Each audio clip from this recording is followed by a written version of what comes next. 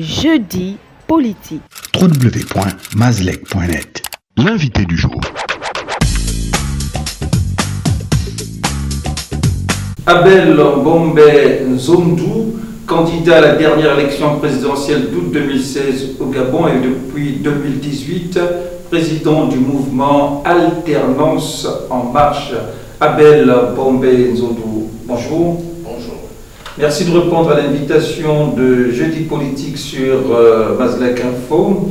Vous avez récemment mis un pavé dans la mare en invitant à la démission du Premier ministre Julien Kogebe-Kalé, qui essuie présentement une tempête médiatique. La démission de Julien Kogebe-Kalé, pourquoi? Je pense que, d'abord, quand on parle de démission, on parle de faire école. Pour nous qui avons décidé le 23 mars 1990 de nous engager dans un processus long et exaltant qui est celui de la démocratie, donc d'engager notre pays dans les voies de la démocratie, nous amène automatiquement à pratiquer pendant notre magistère à un quelconque poste, comme surtout celui de Premier ministre, chef du gouvernement. C'est un poste tellement délicat qu'il va falloir que les populations gabonaises, disons que fassent tout pour que, effectivement, la politique devienne une espèce de sacerdoce. Vous pensez que Julien Kogebe-Kalé n'en fait pas un sacerdoce? Je ne voudrais pas dire qu'il n'en fait pas un sacerdoce, puisqu'il a bien des résultats à la matière, mais non. Ou à contrario, quels sont les péchés de Julien Kogebe-Kalé? Le poste de Premier ministre, chef du gouvernement, nous amène automatiquement à faire des résultats. L'obligation de résultat. Et ça, des obligations de résultats. Alors, si on n'a pas de résultats 5 mois après, 6 mois après, logiquement, on se doit d'être honnête avec soi-même pour dire que peut-être que vous ne comprenez pas la musique, parce que peut-être que le rythme de la musique ne vous sied pas. Alors, il faut avoir le courage de dire que je pars. C'est aussi ça, les marques. Vous ne vous faites pas une grande opinion du bilan de Julien Kogebe-Kalé? Depuis le départ, d'abord sa nomination au poste de Premier ministre, je ne vous cache pas que j'en doutais déjà parce que c'était le moment où M. Ali Bongo, on ne comprenait pas véritablement quelle était sa situation. On savait qu'il était malade, mais on ne savait pas. Donné pour mort. Il était donné pour mort. C'est de là que le nom de M. Julien Kogebe-Kalé va arriver comme Premier ministre. Donc, je ne sais pas si c'est dans la lucidité que M. Ali Bongo l'a choisi comme Premier ministre. Déjà qu'on doutait des capacités, on continue à douter des capacités d'Ali Bongo à jouir de la plénitude des facultés. Très bien, vous m'aidez d'ailleurs très bien pour faire comprendre que ce Premier ministre, voire ce gouvernement, n'a pas souvent ou sinon rassuré les Gabonais, jusqu'à preuve de contraire. C'est pour ça que moi je dis aujourd'hui, n'étant pas véritablement investi,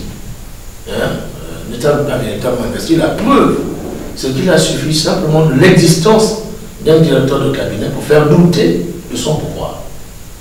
Donc imaginez la suite. C'est pour ça que je dis, si aujourd'hui M. Julien Kogebe-Kalé, qui peut revenir, qui peut rebondir un jour, qui peut rebondir dans d'autres auspices, s'il peut rendre le tablier, peut-être qu'on pourra le lui redonner.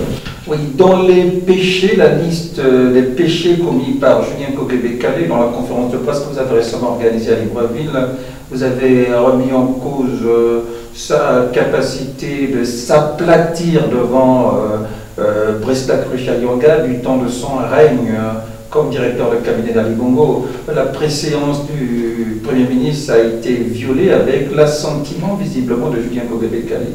Et ça, vous n'avez pas pardonné Julien. C'est pour cela que je dis, le Premier ministre, M. Julien Kogebe-Kalé, pour ce qu'il a manqué d'étoffe et de carrure, il a manqué remettre de vigilance. Ouais. Ça veut dire qu'il a manqué de vigilance Parce que en ayant... Se faire malmener par une grosse en ayant un directeur de cabinet qui s'appropriait de tout, déjà que j'avais fait plutôt j'avais cité le caractère de toute l'administration, parce que le chef de l'administration gabonaise, c'est le Premier ministre. Alors, je me suis dit, si l'administration gabonaise se mobilisait pour recevoir ce dernier dans toutes les provinces du Gabon, ça voudrait dire que le Premier ministre donnait caution. Mais sur quelle base il donnait caution? Je disais entre autres. Incapable d'arrêter l'hémorragie, c'était votre nom. Voilà, je disais entre autres qu'il y a un sempiternel message à la nation, plutôt adressé à la nation par le chef de l'État qui se fait tous les ans à l'occasion des festivités de l'indépendance. Le président de la République a l'habitude de tenir un discours à la nation. En ce moment précis, il avait la possibilité, le président de la République, d'annoncer l'arrivée de son messager. Malheureusement, ça n'a pas été fait. Toutes les administrations n'ont pas reçu une correspondance du chef de l'État qui disait, entre autres, que monsieur le directeur de cabinet devait faire le tour du pays, donc faire une tournée nationale. Alors, je pense même que si on n'arrêtait pas cette situation, peut-être qu'il serait arrivé même à faire une tournée internationale. Finalement, vous êtes de ceux qui avaient crié à l'imposture en ce temps. Oui, j'estime que le déroulé de ce calendrier était une imposture. Un directeur de cabinet n'est pas un élu. Mais comment il peut traîner et les élus et toute l'administration? Ça ne peut pas se faire dans un pays organisé. Ce n'est pas possible. Là où il y a un Premier ministre. C'est pour ça que j'estime en toute âme et conscience qu'en dépit de ça, il y a des problèmes. Des problèmes que les Gabonais vivent au quotidien. Les problèmes de route. Nous avons eu la chance d'avoir un Premier ministre qui soit un enfant ressortissant des villages issus du réseau national. Donc la nationale 1, qui part du PK0 jusqu'à l'intérieur du Gabon. Mais imaginez-vous que du PK23 qu'on appelle les Sassa jusqu'en Toum, c'est un parcours de combattants. Et Julien Kogebe est issu, même pour sa fierté. Pour sa fierté. Il a quand même besoin de redorer le blason de cette petite zone. Je dis que cette petite zone, il a besoin de redorer ce blason pour démontrer qu'il est au moins là. Mais il n'a pas pu le faire jusqu'à maintenant. Alors, je me pose des questions. Parce que, vous savez que vous ne pouvez pas régler les problèmes du Gabon le même jour. Ce n'est pas possible. Mais vous avez la possibilité de commencer à faire quelque chose. Et moi, je pense que dès ça jusqu'en tout, ça pouvait déjà être un commencement. Parce que si ce monsieur était investi de tout, il pouvait faire mieux. Ah, c'est un. Monsieur Donc finalement, il a manqué le coup des franges, c'est ça? Monsieur Gomé-Bécalé a trouvé une situation assez difficile, une situation économique assez difficile, où l'État dit, nous n'embauchons pas pendant une période de 3 ans. Alors, que faut-il faire quand on n'embauche pas? Vous savez que le plus grand employeur, c'est l'État. Et en face, nous avons le privé. La vie chère augmente de jour en jour. La situation des taxes qui évolue de jour en jour. Donc on asphyxie le privé. Mais si vous avez pris une décision de faire en sorte que l'État ne puisse plus embaucher, alors que vous formez tous les jours, et que vous arrivez dans une situation où le privé, vous bouchez tous les trous du privé. Mais le privé va faire quoi? Il ne pourra même plus embaucher, mais il passera son temps à débaucher. Et on arrive à quoi? À la fin. Alors vous avez un monsieur comme ça qui arrive, Premier ministre, qui trouve tous ces problèmes et qui ne tente pas d'en régler un. La maîtrise des produits de première nécessité. De jour en jour, les prix flambent. Nous le maîtrisons, la mercuriale n'est pas maîtrisée. On ne sait même plus combien coûte un kilo de poisson au Gabon. On ne sait pas combien coûte un kilo de banane plantain. On ne sait pas combien coûte un kilo d'aubergine. Donc, rien n'est maîtrisé au Gabon jusqu'à preuve de contraire. Oui, dans cette foulée, vous avez salué la chute de Brice Lacruche-Alionga. J'ai salué la chute j'ai salué la décision du chef de l'État d'avoir arrêté cette hémorragie. Parce que c'était devenu une gangrène pour le pays. Nous étions critiqués à la manœuvre dans cette construction de la République. Nous étions critiqués à l'extérieur du pays, d'abord à l'intérieur du pays et à l'extérieur du pays. Nous étions vraiment pris pour des mous. Et tout au... Bon, écoutez, vous avez la suite. Mais je peux vous rassurer que nous étions traités de tous les noms d'oiseaux. Malmenés par un petit Marseillais. Donc, ces jours de situation nous amènent automatiquement, moi personnellement, j'ai ressenti là, j'ai eu l'impression que M. Ali Bongo reprenait la main. Et comme on dit en Afrique, qu'il y a des gestes, en fait il y a des gestes qui ne trompent pas. Il y a des gestes qui ne trompent pas. Parce que le sempiternel cri des Gabonais se faisait tellement ressentir qu'il fallait automatiquement arrêter cette hémorragie, et c'est ce qui a été fait. Donc, je ne m'adresse pas personnellement à M. Lacruche-Alionga. J'ai bien peur, ne vous en faites pas, qu'à d'avoir encore affaire à un directeur de cabinet qui soit plus puissant qu'un Premier ministre. C'est ça qui peut faire plus peur. Donc, il faut les révisiter. C'est pour ça que j'ai parlé d'un gouvernement de restauration. Gouvernement de restauration, on a un parti démocratique gabonais, PDG au pouvoir, majoritaire à l'Assemblée nationale. On a une crise née de l'élection présidentielle de 2016 à laquelle vous avez été candidat et qui perdure. Il y a eu une volonté de dialogue émise par les forces vives de la nation et rejetée par le pouvoir, du moins du temps de Brice Lacruche-Alionga. Est-ce que vous pensez que dans ce climat sociopolitique, le gouvernement d'ouverture, de restauration s'impose en impliquant, comme vous dites, l'opposition à la société civile? Vous pensez que l'opposition serait preneur? Vous me rappelez cette élection de 2016, qui n'était pas une élection crédible, qui a sali... Naturellement, avec justement un hold-up dénoncé au sortir de la présidentielle de 2016. Qui a sali le blason de notre démocratie, notre jeune démocratie. Jusqu'à preuve de contraire... Mais ce n'était pas la première élection sujette à... Je dis, c'est une élection, parce que j'ai participé à cette élection, et j'ai dit, ça salit le drapeau de notre jeune démocratie. Sur ce, nous avons tenté de faire une sortie de crise.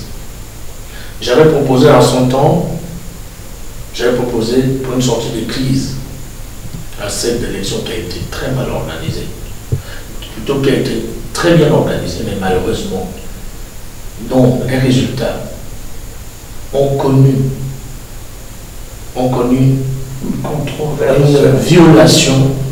Controverse sortie de Benson. Avec une sortie de palabre. Alors, pour cela, j'avais proposé de vider toutes les voies démocratiques. Et la voie démocratique qui est prévue dans son article 116 de la Constitution, qui était celui d'organiser un référendum. Pourquoi un référendum? Parce que c'est la loi qui l'impose. Quand on est face à une élection controversée, non, le référendum aurait apporté quelle solution? La voie référendaire, c'est la dernière alternative. Vous savez que quand vous avez... Mais si les urnes ne parlent pas, le référendum, c'est également les urnes. Je vous dis, moi, ce qui m'intéresse... Garantirait la sincérité. J'ai continué à dire comment ce qui m'intéresse, c'est la loi. Nous votons des lois qui doivent être applicables. Ça ne sert absolument à rien de faire voter une loi et de ne pas avoir le courage d'appliquer cette loi. Moi, je pensais qu'il fallait automatiquement épuiser toutes les voies démocratiques. Le référendum a fait la démonstration dans plusieurs États démocratiques, a même fait partie des gouvernements et a fait partie des présidents. Mais si l'élection, la sincérité de l'élection est mise en cause, le référendum qui se fait également à travers un vous savez, les bouchées doubles, ça veut dire que quand nous avons vécu déjà une expérience, à partir de cette expérience, on peut améliorer une nouvelle expérience. Pour moi, en ce qui me concerne, c'est les voix que nous avons choisis pour connaître la vérité. Le référendum, ce n'est plus un individu qui se présente à une élection. C'est un oui et un non. Et quand j'avais été reçu par Madame Marie-Madeleine Boranjo, présidente de la Cour constitutionnelle, elle me disait qu'il était important que nous faisions asseoir ce qu'elle avait appelé les bases même de ce référendum. Il fallait maintenant trouver les leitmotivs pour pouvoir susciter le oui et le non. Vous savez que dans l'opinion, Marie-Madeleine Boranjo n'est pas une caution. Elle n'a pas besoin d'être une caution. À partir du moment où nous décidons d'aller la consulter, ça veut dire qu'elle est la représentante de la loi. Il n'y a qu'une seule façon. C'est quand elle ne sera plus là, qu'on ne s'adressera plus jamais à elle. Mais tant qu'elle est là, et qu'elle incarne nos institutions, on n'a pas de choix d'aller la consulter. Donc en somme, moi je vous disais que ce qui me caractérise, moi, c'est la loi. On ne peut pas faire la politique sans s'en inspirer. Ce n'est pas possible. Donc, voyez-vous qu'aujourd'hui, nous n'avons peut-être pas épuisé toutes les voies démocratiques. Et c'est pour ça que j'estime en toute âme et conscience que le Gabon a besoin de se restaurer. De se restaurer. Comment restaurer justement j'en venais qu'aujourd'hui, nous avons décidé de partir de cette élection, et ce qui a d'ailleurs fait la démonstration que cette élection n'était pas la meilleure, c'est que M. Jean Ping a organisé un dialogue à Okala, lui et ses amis. Et M. Ali Bongo Ondimba avait lui aussi organisé un dialogue, lui aussi et ses amis. Mais comme lui était au pouvoir... Et vous avez participé auquel des dialogues? Aucun de ces dialogues, je n'ai participé. Parce que j'estimais que c'était un dialogue d'amis. Et comme M. Ali Bongo avait plus de moyens, il était aux commandes, son dialogue avait paru comme étant le plus grand dialogue, où tout le monde avait participé pratiquement. Mais des gens comme moi, je ne pouvais pas me moquer de moi-même, parce que à partir du moment où j'estime que c'est la loi qui doit porter ses fruits sur tous les débats politiques au Gabon. Pourquoi je le dis? Le dialogue n'est pas inscrit dans nos lois. Le dialogue n'est pas inscrit dans nos lois. C'est pour ça que moi j'avais demandé un référendum. Pourquoi? Parce que... Vous savez que depuis 1993, après la première présidentielle, du retour au pluralisme d'opinion, au pluralisme politique, l'instauration du dialogue s'est établie après les élections controversées. C'est ce que je disais, c'est ce que je dénonçais. Je disais entre autres qu'à chaque fois qu'on sort d'une élection, on veut tordre le cou à la loi. En 1993, on a tordu le cou à la loi avec les accords de Paris. En 1998, nous avons encore tordu la loi, autant pour moi, avec les accords d'Arambo. Donc vous pouvez imaginer la suite. Donc c'est une fuite en avant que nous faisons à chaque fois.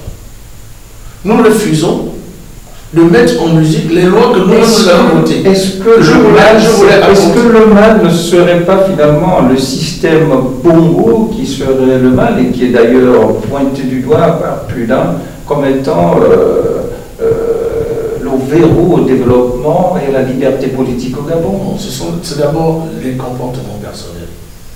Je suis allé à cette élection, j'ai bien reconnu la victoire de M. Jean Ping. Et pourtant, je vis dans le même pays que tout le monde. Jean Ping n'est pas au pouvoir. Il n'avait pas besoin d'être au pouvoir. J'avais un représentant, moi. Non, j'ai dit, vous avez reconnu la victoire de Jean Ping, il faut vraisemblablement, qu'on arrive à l'essentiel. Vraisemblablement est reconnu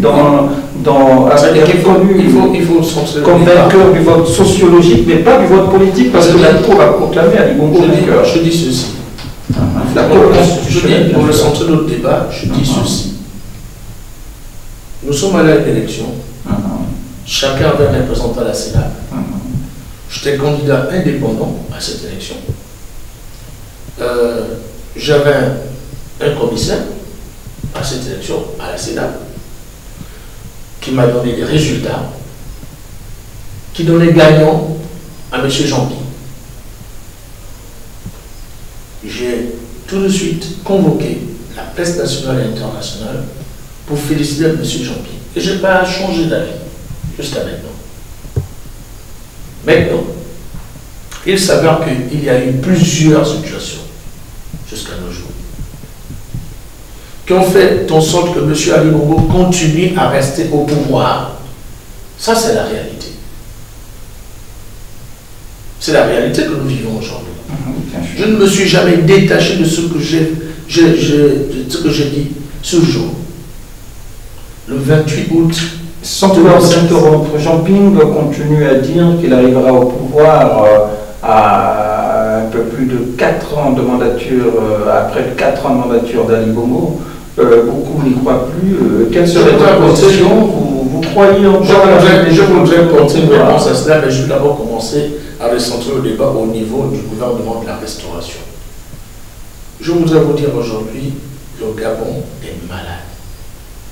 Ça, on le sait depuis longtemps. Le Gabon est malade. Non, parlez plutôt des solutions. C'est justement, le Gabon en étant malade, il faut apporter des solutions. Je disais, entre autres, qu'on ne va pas se comporter comme des mangas. Qui vont d'abord, ça veut dire qu'il sait que le médicament pour telle pathologie se trouve juste derrière son corps de garde. Il va vous faire danser toute la nuit. Mais imaginez-vous qu'on parents se rendait en pharmacie et qu'à chaque fois qu'on consultait un pharmacien et qu'il nous faisait danser toute une nuit. Vous pouvez imaginer combien de cérémonies faut s'organiser. C'est pour ça que j'ai dit le dialogue, c'est lourd pour rien du tout, parce que ça fait dépenser beaucoup d'argent. C'est tellement de cérémonial pour n'accoucher que des choses que nous connaissons et que nous sommes censés connaître. Je dis aujourd'hui, il faut remettre le pouvoir au peuple. Comment le remettre? Il faut faire participer tous les Gabonais à la construction de l'édifice Gabon. C'est ça le plus important. Que l'on soit de la majorité, que l'on soit de l'opposition. Ah, c'est au sein du gouvernement, vous pensez? Je vous dis, c'est au sein du gouvernement et au niveau de toute l'administration. Je dis que l'on soit mais on a eu de la majorité. On a eu des gouvernements. Je sais ce que je dis.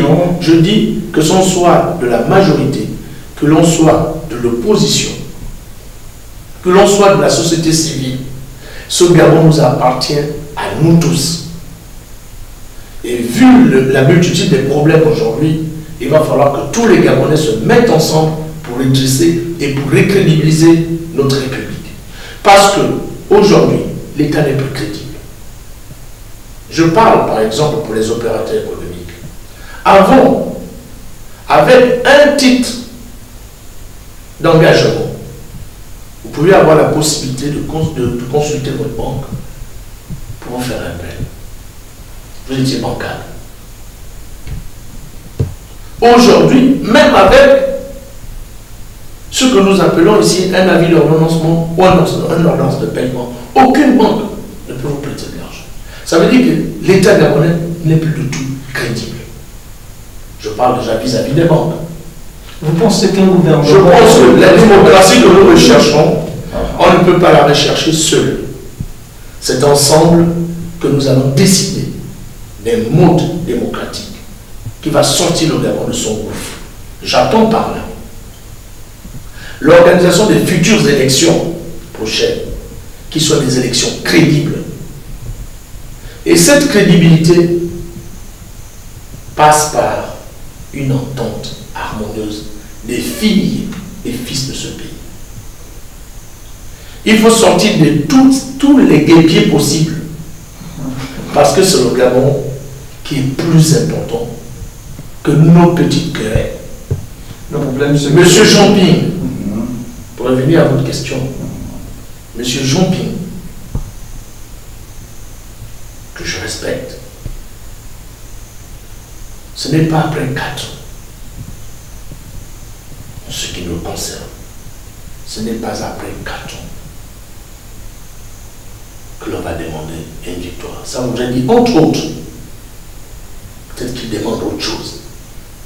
Peut-être qu'il utilise un langage.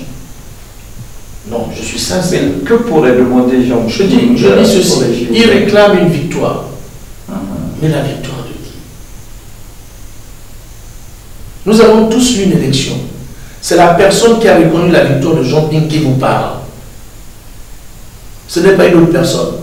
C'est bien moi, Abel Mouré-Jondo, qui a reconnu la victoire de M. Jean-Ping. Mais 4 ans après, il réclame quelle victoire? Je pense que le moment est dépassé. Il faut que les filles et fils du Gabon s'asseyent pour bâtir un Gabon crédible auprès des banques comme la banque de Bretton Woods. Et vous savez, Qui nous impose, permettez-moi, qui nous impose un comportement.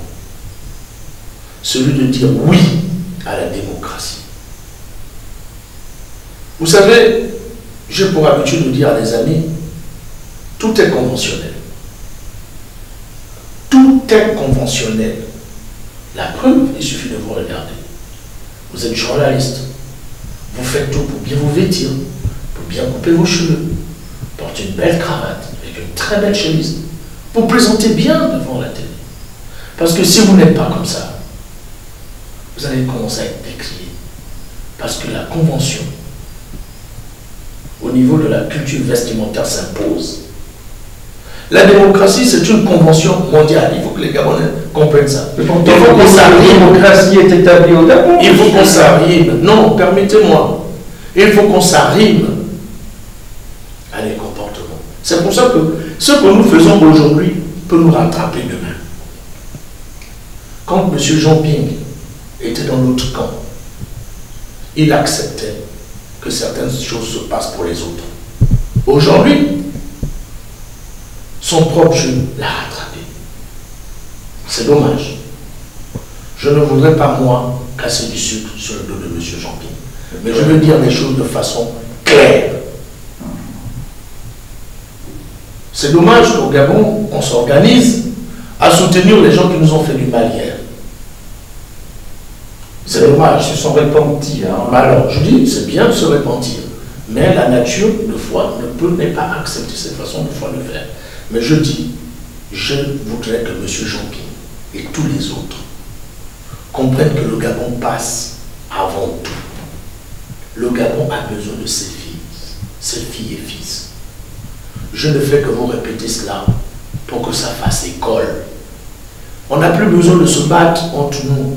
Les jeux de la démocratie ne s'imposent qu'à partir du moment où on a mis en place des bases. Pourquoi je salue Mme Marie-Madeleine Monte? Une dame très controversée. Elle peut être controversée, mais nous reconnaissons la capacité de cette femme-là de rester sobre comme un glaçon. Et c'est ce qui, de fois, manque à nos hommes d'État. Un monstre froid. Parce qu'on ne gouverne pas avec la bouche ouverte, avec les dents en récréation. On gouverne en sauvant d'abord le pays. Vous pensez que troisième, comme on aime à l'appeler, aurait sauvé le Gabon? C'est pas ce qui m'intéresse. Moi, je vous dis une chose. Toutes les personnes qui viendront demain occuper ce poste, toutes les personnes qui viendront occuper ce poste demain vont faire référence à Mme Marie-Madeleine Monte. C'est pour ça qu'aujourd'hui, le fait de penser que cette femme-là est une femme sobre comme un glaçon, c'est parce que je suis conscient qu'elle fera école demain. Aujourd'hui, on ne reconnaît peut-être pas le pouvoir de cette femme et la capacité de cette femme de se tenir là où elle est. C'est demain pour cette. Mais moi, je me rends déjà compte. Je me suis dressé à 2 reprises à cette fameuse cour. J'ai une idée. Je ne voudrais pas ici penser que Madame Marie-Madeleine Boranchou serait la clé de voûte. Non. Mais les Gabonais ont besoin de se réveiller et d'en être conscients. Pour ceux qui ont commencé à le faire, doivent comprendre qu'il va falloir qu'on se mette tous ensemble pour rebâtir notre pays. Nous avons déjà certaines fondations. Nous avons déjà Monsieur Abel Bombé, on vous a écouté, vous avez quasiment monologué durant toute cette émission. On tire vers la fin. Regardez la caméra, les yeux dans les yeux, et dites un message à cette classe politique pour tenter de la convaincre à maxima et à minima de la persuader de votre idée de gouvernement de réconciliation. Je ne voudrais pas parler de gouvernement de réconciliation. De restauration. Je dis, je propose à la place du mouvement Alternance en marche. Nous n'avons pas de choix que de comprendre que le monde a ses règles. Le monde que nous vivons, il est conventionnel. Cette convention nous amène à comprendre que nous n'avons pas de choix que d'asseoir la démocratie dans notre pays. Parce que la démocratie, c'est une des sciences qui a fait ses preuves ailleurs. Nous n'avons pas besoin de la fuir. Nous avons besoin de nous approprier. Parce que demain se prépare aujourd'hui. Nous avons 2023 qui pointe à l'horizon. On ne peut pas comprendre que l'expérience de 2016 ne nous sert pas. C'est pour cela que j'invite toute la classe politique, à savoir celle de la majorité, celle de l'opposition, comme celle de la société civile, de se mettre ensemble, de restaurer notre pays, parce qu'il en a besoin, dans tous les secteurs d'activité. Il va falloir restaurer ce pays. Il en a besoin. C'est pour cela que je demande au Dieu Tout-Puissant de toucher les âmes de tous les Gabonais et de mettre tous nos petits paquets personnels de côté, toutes nos querelles de côté. Parce que c'est le Gabon qui est important.